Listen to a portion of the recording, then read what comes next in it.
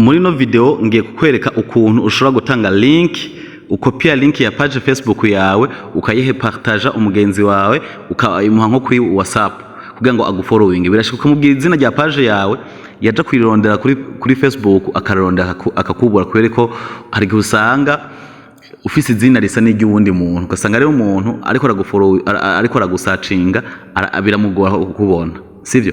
Ukavuga ati reka ndaguhe link ya page yanje kugira ngo ushobore kuza gukumfollowing. So rero muri no video ngoma ndakwereke step by step, ntabwo ari ibintu birebire, ntabwo ari ibintu bigoye, ni ibintu vyoroshe cyane. So icyo usabwa nuko uba ufise amamega, ukaba ufise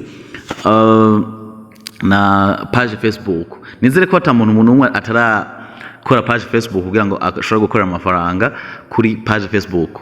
Rero icyo tugusaba cyambere, kora kugenda no kuri YouTube ukore subscribe kugira ngo ama tips ibintu nk'ibi uzozura bironka ku mwanya, sivyo?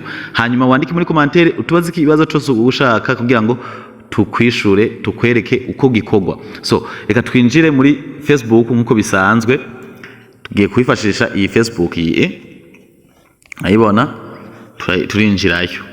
Twinjiyeyo icyo twakubwiye ucuza ukore follow kuri Naso Star TV. Mwayibona ngiyi mugende mukore follow, okay? Mukore follow. Haya muce mujo no kuri YouTube, okay? Mwinje kuri YouTube wandike Naso Star TV.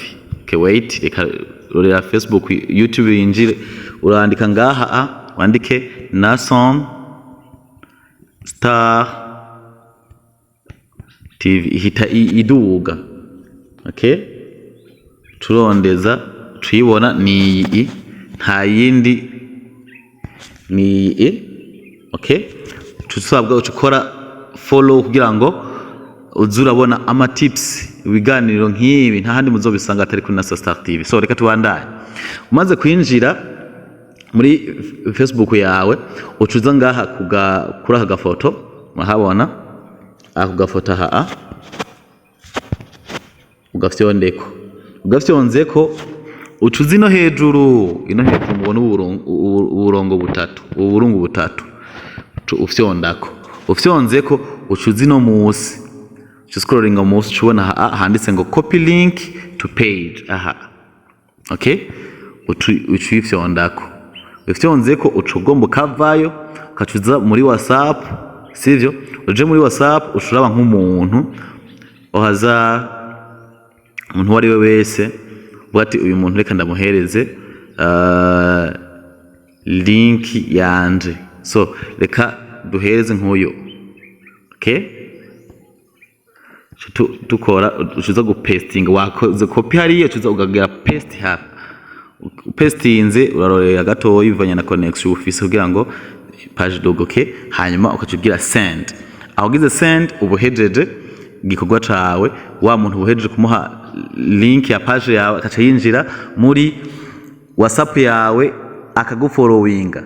Nize ko mwese mwayibonye. Ejo rero ntuzonanirwe gutanga link ya page yawe ngo warabuze ukuntu ubikora. Ukore subscribe kuri Naso Star TV, ufollowing Naso Star TV kugira ngo uzuraronka ama tips nkaya. Merci beaucoup.